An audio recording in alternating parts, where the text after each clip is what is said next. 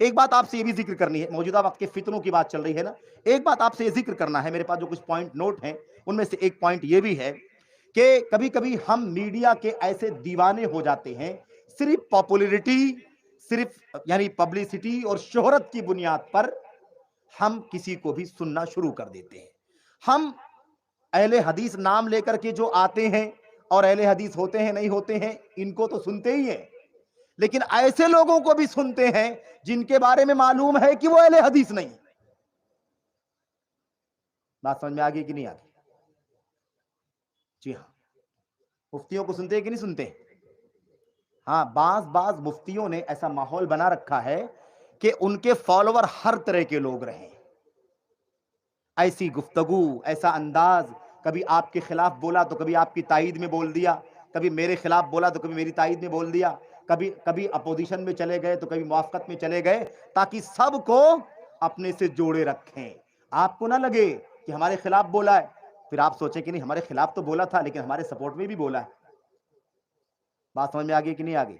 یہ بھی ہتھ کنڈا ہے، یہ میڈیا کا ہتھ کنڈا ہے، میڈیا سپورٹ کام چل رہا ہے، اس لیے اللہ واسطے اتنی جلدی سے دھوکے میں نہیں آ جانا۔ یاد رکھو، جس کا عقیدہ، جس کا منہج، جس کی تعلیم، جس کی تربیت پورے طور پر دیوبندیت کے اندر ہوئی ہے، وہ کبھی بھی اہل حدیثیت کا ہمدرد نہیں ہو سکتا۔ اس لیے ایسا مت ہو کہ ہماری مائیں بہنیں اور ہمارے بھائی سب دیوانے ہو کر کے سنتے ہیں۔ میں مفتی طارق مسعود کی بات کر رہا ہوں، اب تو سمجھ میں تو آ ہی گیا ہوگا۔ مفتی طارق مسعود صاحب کی بعض ویڈیو کو ہمارے اہل حدیث اتنا پھیلاتے ہیں کہ دیوبندی نہیں پھیلاتا۔ کیوں معلوم آپ کو؟ اس لیے کہ وہ سوچتے ہیں کہ بڑا ہمدرد ہے، صحیح منہج کا آدمی ہے، حق بولنے والا آدمی ہے۔ مطلب ایک بات آپ نے سن لی تو حق ہو گیا، وہ اس کی پوری تاریخ، اس کی سارے بیانات آپ نے سنا، آپ کو معلوم ہے؟ میرے بھائیوں، یہ دیوانگی ہے، یہ نادانی ہے، ناسمجھی ہے۔ میں بار بار کہتا ہوں کہ آپ کا مشن کیسا ہونا چاہیے؟ قرآن، سنت اور صحابہ کرام کا منہج۔ اور یہ کس کے پاس ہے دنیا میں؟ واحد جماعت اہل حدیث کے پاس ہے۔ کوئی دعویٰ نہیں کر سکتا ہے جو اپنے دعوے میں سچا ہو، کوئی نہیں کر سکتا کہ اس کا عقیدہ، اس کا منہج، اس کا نظریہ، اس کا دین قرآن، سنت اور خالص صحابہ کرام کے مشن پر ہے۔ جس کے یہاں انحراف نہ ہو، جس کے یہاں اندھی تقلید نہ ہو، جس کے یہاں صوفیت نہ ہو، جس کے یہاں خارجیت نہ ہو، جس کے یہاں عقل پرستی نہ ہو، جس کے یہاں نفس پرستی نہ ہو، جس کے یہاں بدعت نہ ہو، جس کے یہاں اعتزال نہ ہو، جس کے یہاں تعویل نہ ہو، دنیا کا کوئی فرقہ اس کا دعویٰ کر کے اپنے دعوے کو سچ ثابت نہیں کر سکتا۔ دیوبندیت کے عقیدے کے بارے میں پتہ ہے کہ نہیں پتہ؟ آپ بڑے بڑے علماء کبار جو مانے جاتے ہیں، ان کے عقائد کے اندر خطرناک قسم کے انحرافات موجود ہیں۔ اس لیے اللہ واسطے دیوانے مت ہو جاؤ۔ میڈیا پر شہرت دیکھ کر کے آپ بھاگو گے پیچھے تو نہ جانے کہاں کے ہو جاؤ گے، بھٹک جاؤ گے، نکل جاؤ گے اپنی اصل راہ سے۔ اور اللہ کے نبی علیہ الصلوۃ والسلام نے بیچ والی انگلی پر، لکیر پر انگلی رکھ کر کے فرمایا تھا، یہ ہے میرا راستہ جس پر آپ کو چلنا ہے، دائیں بائیں ادھر ادھر نہیں جانا۔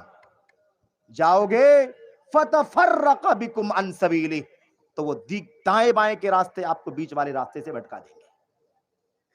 اس لیے غلط فہمی کا شکار نہیں ہو جانا، بہت سمجھداری سے کام لینے کی ضرورت ہے۔ اور جیسا کہ ہم نے عرض کیا کہ صرف اور صرف کبھی کبھی آدمی کا مزاج، آج میڈیا ہے نا، میڈیا کا دور ہے، میڈیا میں آدمی کا مزاج بگڑتا چلا جا رہا ہے۔ جو زیادہ کامیڈی کرے، جو زیادہ ہنسے ہنسائے، کھلکھلائے، جو زیادہ چٹکلے چھوڑے، اس قسم کے لوگوں کو لوگ سننا پسند کرتے ہیں۔ ارے یہ تو بہت بڑی سعادت ہے آپ کے یہاں کہ آپ اتنا خشک موضوع اور رات کے 12 بجے بیٹھ کر کے مجھ جیسے خشک آدمی سے سن رہے ہیں۔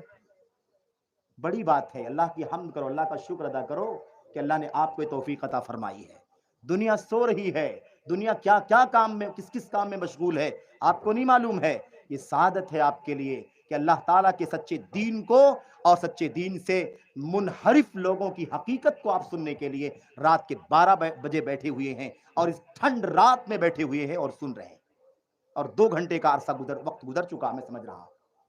میرے بھائیوں، تو مزاج کیا بن گیا ہے؟ جو زیادہ ہنسے ہنسائے، کھلکھلائے، ہے نا، ایکشن کرے، کامیڈی کرے، یا بہت زیادہ مضحکہ خیز باتیں کرے، اور آپ کو مختلف انداز کے لطیفوں میں، ہے نا، گھمائے، قہقہے لگے، مزے آئے، ایسے لوگوں کو لوگ سننا چاہتے ہیں، یا سر لگانے والوں کو سننا چاہتے ہیں جو گا گا کر کے کانوں میں رس گھول رہے ہوتے ہیں نا، ایسے مقررین کو لوگ سننا چاہتے ہیں۔ غیر منہجیت ہے، یاد رکھنا، سب غیر منہجیت ہے۔ کرنے کا طریقہ اللہ کے نبی نے سکھایا ہے کہ نہیں سکھایا؟ کہ نبی خطاب کرتے تھے تو آپ ہو جاتی تھی، آپ کی آنکھیں سرخ ہو جاتی تھی، لگتا تھا کہ آپ اپنی قوم کو کسی دشمن کے حملے سے آگاہ کر رہے ہیں۔ مزے لے کر کے، چٹکلے سنا کر کے، کھلکھلا کر کے، ہنس ہنس کر کے، ایکٹنگ کر کر کے، سر لگا کر کے باتیں کرنا، یہ تو کامیڈی کرنے والوں کا کام ہے، یہ ناچنے نچانے والوں کا، ہنسنے ہنسانے والوں کا کام ہے، یہ کوئی علماء اور دعوت کے کام کرنے والوں کا کام تو نہیں ہے۔ سمجھ رہے ہیں کہ نہیں سمجھ رہے ہیں آپ؟ اس لیے آپ اصولوں سے علم حاصل کریں آپ۔ اور معاف کرنا، یہ بات میں نے آپ کو سمجھانے کے لیے کہہ دی ہے، ان لوگوں پر طنز کرنے کے لیے نہیں کہی ہے، آپ کو سمجھانے کے لیے۔ یہ سب چلتا ہے، آپ کو اس سے بچنا ہے، اور جتنی باتیں ہو رہی ہیں آپ کو آگاہ کرنے کے لیے ہو رہی ہیں، ان پر رد کرنا ہمارا اصل مقصد نہیں ہے۔ اگر وہ بگاڑ ہمارے بیچ میں نہ ہوتا اور وہ بگاڑ ہمارے بیچ میں سرایت نہ کرتا تو ہم نے پہلے بھی کہا کہ ہمیں ان کا نام لینے کی بھی کوئی ضرورت نہ ہوتی۔ اور نام لینے کی ضرورت اس لیے پڑ گئی، کوئی کہہ سکتا ہے نام لینا کوئی ضروری ہے کیا؟ اشاروں میں بات ہو سکتی ہے؟ اشاروں میں بات نہیں ہو سکتی ہے، اشاروں میں بات کرنے کا وقت جا چکا ہے، اب سب کچھ سب کے سامنے ہے، تو پھر اشاروں میں حق بیان کرنے کی کیا ضرورت ہے؟ باطل نام کے ساتھ آتا ہے اور حق بغیر نام کے بیان کیا جائے گا، سمجھ میں کیسے آئے گا میرے بھائیوں آپ کو؟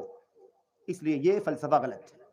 ایک بات اور بتا دوں میں، جتنے لوگوں کے نام آپ کے سامنے لیے گئے نا، ان لوگوں کے بارے میں بعض لوگ یہ بھی اعتراض کرتے ہوئے کہتے ہیں کہ بھائی اتنی ساری برائیاں آپ بیان کر رہے ہیں ان کے، کیا ان کے پاس اچھائیاں نہیں ہیں؟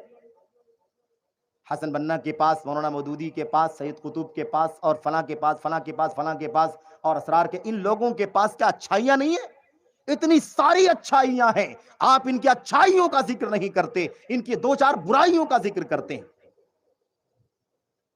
سمجھتے چلے جاؤ، وقت تو زیادہ ہو رہا ہے لیکن سمجھ لو جانے سے پہلے، یہ اصول غلط ہے۔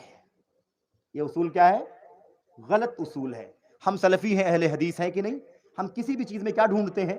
قرآن کا طریقہ، حدیث کا طریقہ، نبی کے صحابہ کا طریقہ، سلف صالحین کا طریقہ، ائمہ سلف کا طریقہ ہم ڈھونڈتے ہیں۔ ہمارا اصول وہی ہے، ہم آزاد نہیں ہوتے۔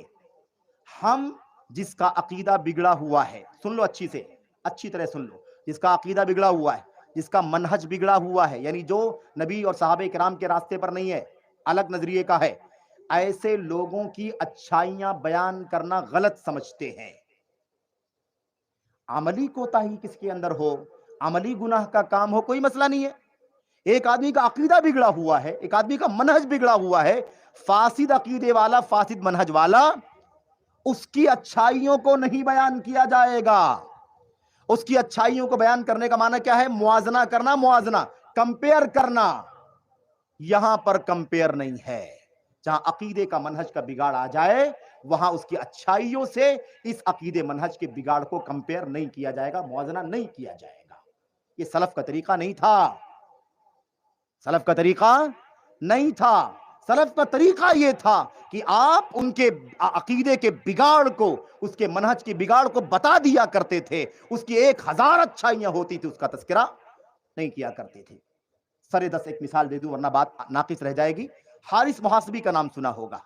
حارث محاسبی ایک بڑے بزرگ مانے جاتے ہیں، صوفیوں کی کتابوں کے اندر اور لوگوں کی کتابوں کے اندر کافی ان کا نام لیا جاتا ہے۔ حارث محاسبی اپنے وقت کے بہت بڑے عالم تھے، بہت بڑے امام تھے، بڑی کتابوں کے مصنف تھے، بہت بڑے رائٹر تھے، لیکن عقیدہ بگڑا ہوا، منہج بگڑا ہوا۔ امام احمد بن حنبل سے کسی نے پوچھا حارث محاسبی کی کتابوں کو پڑھنا چاہیے کہ نہیں پڑھنا چاہیے؟ آپ نے فرمایا حارث محاسبی کی کتابوں سے خبردار، اور ان کی کتابوں کو کوئی نہیں پڑھے گا، چھوڑ دو ان کی کتابوں کو، فَإِنَّهَا كُتُبُ بِدْعٍ وَضَلَالَاتٍ، اس لیے کہ ان کی کتابیں بدعات کی گمراہیوں کی کتابیں ہیں۔ یہ نہیں کہا امام ہیں، بڑے بزرگ ہیں، بڑی شخصیت ہے، بڑے متقی ہیں، بڑے پرہیزگار ہیں، بڑے اللہ والے ہیں، بڑے نمازی، تہجد گزار، فلاں فلاں فلاں فلاں، ایک چیز کا ذکر نہیں کیا، سب کو کنارے رکھ دیا، کہا ان کی بدعتیں، ان کے عقیدے کے اندر بگاڑ ہے، ان کی کتابوں کو کوئی نہیں پڑھے گا، اس کے اندر بدعت اور خرافات بھری ہوئی ہے۔ امام احمد بن حنبل نے ان کی اچھائیوں کا ذکر کیا، بھائی بتاؤ ان کی بھلائیوں کا، ان کی اچھائیوں کا، خوبیوں کا ذکر کیا کیا؟ نہیں کیا نا؟ یہی سلف کا طریقہ ہے۔ اگر ہم کہہ دیں کہ اس کا عقیدہ بگڑا ہے، اس کا منہج بگڑا ہے، اس کی کتاب میں گمراہی ہے، اس کی کتاب میں بدعات ہیں، لیکن بڑا متقی ہے، پرہیزگار ہے، نیک ہے، اللہ والا ہے، تو سننے والا کیا سمجھے گا بھائی؟ سننے والا کیا سمجھے گا؟ کہے گا ہاں تھوڑی بہت کمیاں ہیں لیکن بڑا اچھا معاملہ ہے، انہی کے پیچھے چلو۔ عوام گمراہ ہو جائے گی کہ نہیں ہو جائے گی؟ تو حق اور باطل کو گڑبڑ نہیں کرنا ہے۔ وَلَا تَلْبِسُوا الْحَقَّ بِالْبَاطِلِ، حق اور باطل کو مکس مت کرو۔